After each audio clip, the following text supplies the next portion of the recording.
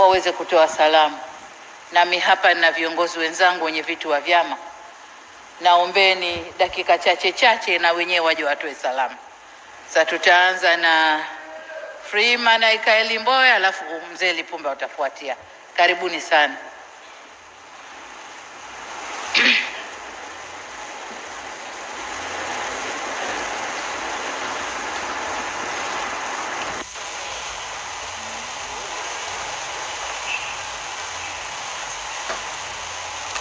Assalamu alaikum.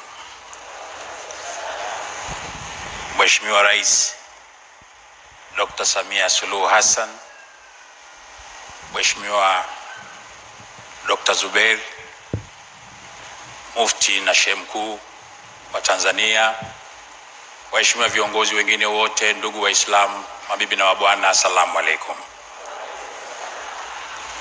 Mheshimiwa Rais, nakushukuru kwa kuniombea nafasi hii, na Mheshimiwa Baba Sheikh Mkuu na Mufti, nakushukuru kwa kunipa fursa hii. Kwa niaba ya Chadema na wanachadema wote nchi nzima, naomba nimshukuru sana Mungu kwa sababu yenu, nikiwapongeza sana kwa kuhitimisha mwezi mtukufu wa Ramadhan. Hadi leo tumefika siku ambayo tunasherehekea kwa pamoja. Nina hakika mfungo wenu umekuwa wa baraka na neema kubwa kwa nchi yetu, na hakika mmejiombea wenyewe na mmeliombea taifa letu, na waombea wote kwa Mwenyezi Mungu, basi yale yote mlioyafanya ya heri wakati wa mwezi mtukufu yakaendelea kuwa ya heri katika kila siku yaendayo kwa Mungu, na tukajenge taifa la watu wanaopendana, wanaoheshimiana na wanaoshikamana. Asanteni sana. Asalamu alaikum. Wa alaikum salam. Nakushukuru sana Freeman ndugu wangu. Sasa kakaangu Ibrahim Lipumba.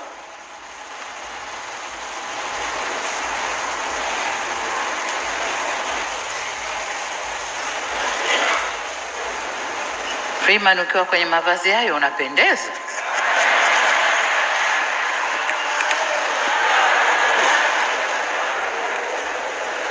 Assalamu alaikum wa rahmatullahi ta'ala wa barakatuh. Wa alaikum salam. Mheshimiwa Rais Dr. Samia Suluhu Hassan, kwanza naomba nikushukuru sana. Mabadiliko makubwa haya mashehe amewapiku hapa. Sheikh Mkuu, Mufti, na kushukuru kwa kutualika, na sisi tumekuja kusherehekea Idi yetu katika baraza la Idi, na mimi kila wakati ninapoalikwa sikosi kushiriki katika baraza la Idi. Tunamshukuru pia Mheshimiwa Rais kwa kuweza kuja hapa na kutuonesha anasimamia zile R4 kwa vitendo za maridhiano, ushirikiano, kustahimiliana, kufanya mabadiliko na kuijenga nchi upya. Kwa hiyo na sisi, kwa mtu ambaye anatutendea wema, ni vyema tukamwombea kwa Mwenyezi Mungu aweze kuiongoza nchi yetu vizuri.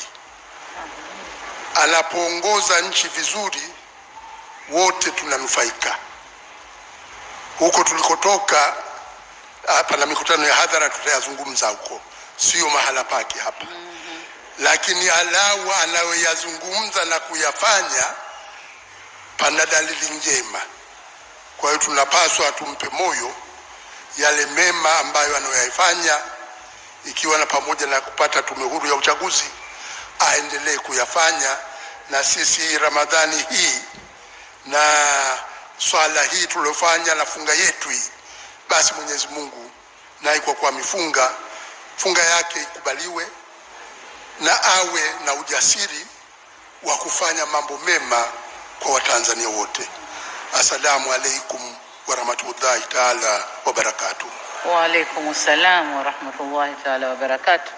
Na washukuru viongozi wa vyama vya siasa, lakini katika nafasi hii nitoe shukrani zangu za dhati kwenu nyote mliohudhuria shughuli hii na wote wanaotufuatilia kwenye vyombo mbalimbali vya habari, wakiwemo viongozi wa madhehebu ya dini mbalimbali. Na hapa katika mkusanyiko huu tuna viongozi wa dini pia kama walivyotambulishwa. Tunaye Father Dr. Charles Kitima, Katibu Mkuu Baraza la Maaskofu TEC, na mzee wa upako kapiga kofia, sikumjua mpaka aliposimama. Pamoja na mliofuatana nao, tunawashukuru sana kwa kujumuika nasi. Ndugu zangu, hii ndiyo Tanzania tunayotakiwa kuwa nayo. Tunaposherehekea Christmas, Wakristo wanatualika, tunaingia, tunakuwa nao pamoja. Tunaposherehekea Idi, Waislamu wanaalika Wakristo. Nimeambiwa kuna shehe wa Wahindu pia yuko hapa na wengine, tunasherehekea pamoja, na hii ndio Tanzania tunayotakiwa kuwa nayo. Na mimi namuomba Mwenyezi Mungu aendelee kunipa hekima na busara niweze kujenga Tanzania ya aina hii. Na kwa mnasaba huo, nachukua nafasi hii kuwapongeza waumini wote wa dini ya Kiislamu kwa kukamilisha ibada ya kufunga mwezi mtukufu wa Ramadhani. Kama mnavyojua, mwaka huu Ramadhani ilikutana na mfungo wa Kwaresma. Kwa hiyo funga mbili katika kipindi kimoja, tumepishana siku chache. Walianza wenzetu, baadaye tukaingia sisi, wakamaliza, sisi tukaendelea, tumemaliza sana. Sasa hii ni baraka ya peke yake kwa wale tuliofunga kweli kweli, Wakristo waliofunga kweli kweli na Waislamu waliofunga kweli kweli. Nina imani funga hizi mbili wote tulimuomba Mungu wetu atupe neema na baraka kwenye taifa letu, atupe amani na utulivu kwenye taifa letu, na inshallah Mungu ataitikia maombi yetu. Hivyo basi, pamoja na pongezi kwa Waislamu na wapongezi waumini wa Kikristo na Watanzania wote kwa ushirikiano wao, ambapo funga zote zimekuwa njema na kumalizika kwa salama na amani. Hapana asiyejua kuwa mshikamano na mashirikiano yetu ndiyo yanayotuwezesha kuwa na amani ndani ya nchi yetu. Wito wangu kwa Watanzania wote ni kuendeleza kuishi kwa maelewano na kupendana. Tuzidi kuwa kitu kimoja katika kuendeleza na kutunza mustakabali mwema kwa ajili ya ustawi wa taifa letu. Waheshimiwa viongozi na ndugu wananchi, kama inavyoeleweka, Baraza la Idi limekuwa ni sehemu muhimu ya utamaduni wetu tuliourithi kutoka kwa wazee na viongozi wetu waliotutangulia. Ni mkusanyiko mkubwa unaotuwezesha kutathmini na kukumbushana juu ya umuhimu wa ibada zetu na masuala ya dini na masuala ya dunia kwa ujumla, ili kujipanga vyema katika maisha yetu ya kila siku.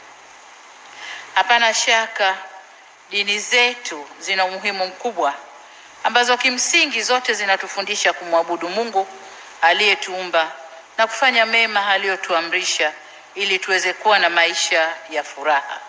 Na kweli tukifata mienendo hiyo kama dini zetu zinavyosema, tunakwenda kuishi kwa furaha.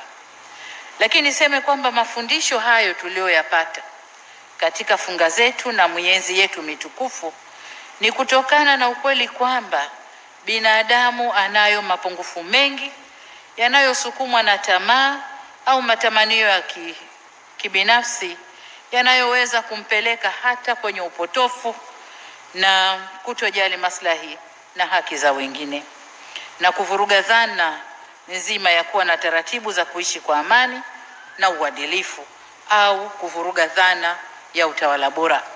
Kwa wale ambao tuko kwenye taasisi za kutoa huduma, unapokuwa na tabia kama hizi na kutokufuata maelekezo ya dini zetu, tunakwenda kuondoa dhana ya utawala bora. Sasa niseme ni kwa msingi huo ndio maana katiba yetu imempa kila mmoja uhuru wa kufuata imani yake, lakini kwa kuheshimiana na kushirikiana katika raha na shida, na kamwe tusivurugwe na tofauti zetu za kiimani. Kama Watanzania lazima tuishi pamoja, tusaidiane, tushirikiane, kila mtu akifuata mkondo wake wa imani. Tunayemwabudu ni Mungu huyo huyo, tunapishana na njia za ibada. Kwa hiyo kila mtu akishika njia yake, inshallah Mungu atatujalia tuishi.